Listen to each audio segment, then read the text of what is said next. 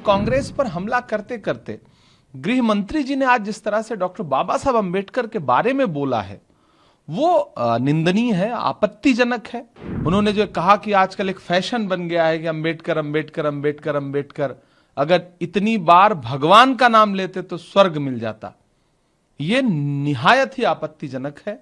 इस देश के दलितों के लिए, पिछड़ों के लिए डॉक्टर बाबा साहब अंबेडकर भगवान का ही दर्जा रखते हैं। जो सम्मान, जो अधिकार, जो उनकी लड़ाई डॉक्टर बाबा साहब अंबेडकर ने लड़ी है, आप इस देश के दलित समाज के किसी भी व्यक्ति से पूछ लीजिए, वो कहेगा कि मेरे दिल में डॉक्टर बाबा साहब अंबेडकर के लिए एक अलग तरह का सम्मान है। कांग्रेस पर हमले लगातार भारतीय जनता पार्टी के तमाम नेता करते रहते हैं। देश की नींव डालने वाली पार्टी, देश को खड़ा करने वाली पार्टी 1947 से निकाल करके और 2000 के बाद तक लाने वाली 2000 देश की जो कांग्रेस पार्टी है, उस पर प्रधानमंत्री भी हमला करते रहते हैं, गृह मंत्री जी भी, उनके बाकी नेता भी। एक राजनीतिक आक्षेप लगाना अलग बात है, लेकिन कांग्रेस पर हमला करते करते गृह मंत्री जी ने आज जिस तरह से डॉक्टर बाबा साहब अंबेडकर के बारे में बोला है वो निंदनीय है, आपत्तिजनक है। उन्होंने जो कहा कि आजकल एक फैशन बन गया है कि अंबेडकर अंबेडकर अंबेडकर अंबेडकर, अगर इतनी बार भगवान का नाम लेते तो स्वर्ग मिल जाता, यह निहायत ही आपत्तिजनक है। इस देश के दलितों के लिए, पिछड़ों के लिए डॉक्टर बाबा साहब अंबेडकर भगवान का ही दर्जा रखते हैं।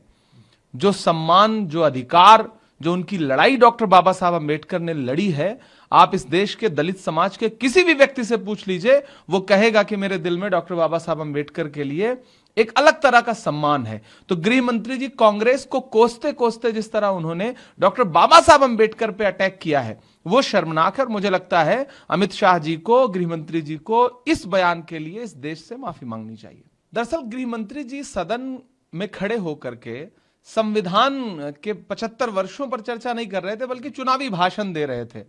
75 वर्षों पर चर्चा करते करते अगर वो ईमानदार होते और एक सच्चे गृह मंत्री की भूमिका में होते तो उन्हें पंडित जवाहरलाल नेहरू की प्रशंसा करनी थी, डॉक्टर बाबा साहब अंबेडकर की प्रशंसा करनी थी, मौलाना आजाद की प्रशंसा करनी थी, उन्हें महात्मा गांधी को याद करना था।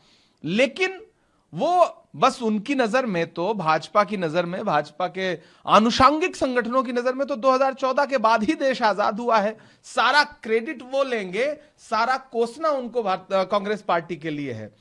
कदम कदम पे नई दास्तां सुनाते लोग, कदम कदम पे कई बार झूठ बोलते हैं। मैं सोचता हूं कि दम लें तो मैं उन्हें टोकूं, मगर ये लोग लगातार झूठ बोलते हैं। हर मुद्दे पर झूठ बोलना, नेहरू जी को क्रिटिसाइज करना, इंदिरा जी को क्रिटिसाइज करना।